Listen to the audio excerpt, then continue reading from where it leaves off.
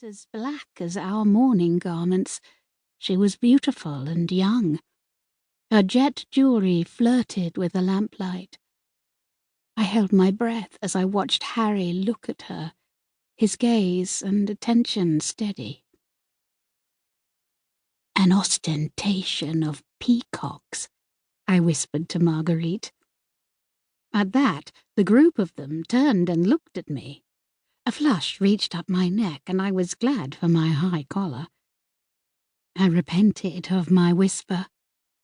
It was one thing to reassure oneself, quite another to be unkind, even if born out of sorrow. Could they have heard me? Marguerite tucked a loose strand of her blonde hair back into its upswept style and squeezed my elbow in solidarity before shaking her head. "I think they know something that you do not.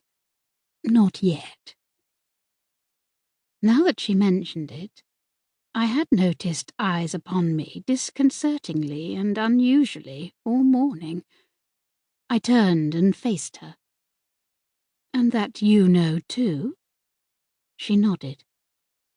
"I only overheard a bit of uncertain gossip whilst in the hallway, but I believe you shall find out soon, if it's true." Marguerite inclined her head toward the dark-haired beauty at the heart of their circle and whispered to me, "She returned with him from Venice." Then my friend slipped away.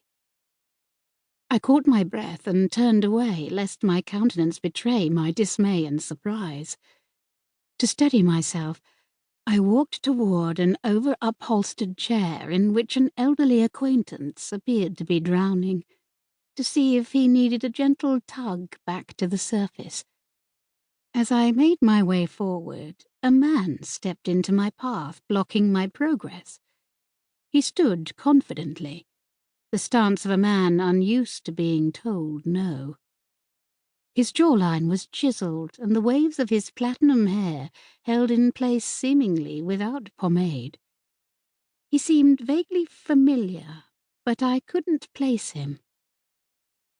"The Viscount Audley," he bowed, "at your service." I did not think it was particularly serviceable to prevent me from walking. "Miss Eleanor Sheffield. I'm certain I do not need your assistance, though I'm grateful for the offer." "Oh, I know your name. We've met." He lowered his voice. "I believe you do need my assistance. You are a woman alone, or soon shall be. That makes you vulnerable, does it not?"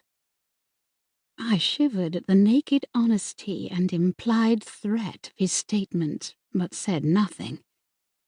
He didn't need a further prompt.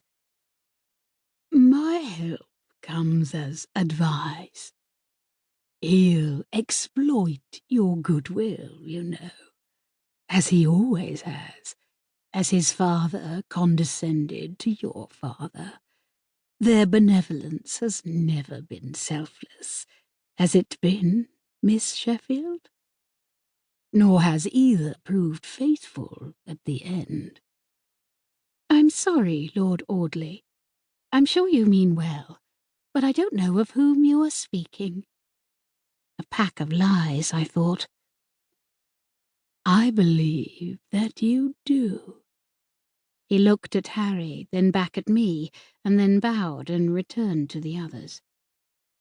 I didn't know what to make of Lord Audley's comments, except to assume that he, too, knew the secret that was apparently not a secret from anyone but me. Out of habit, I glanced up at the magnificent mantel clock.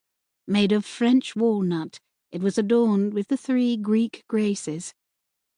To my utter surprise, it seemed to indicate the correct time. I looked at my own timepiece. Yes, the times were exact. But was the clock's wood brighter than it had been?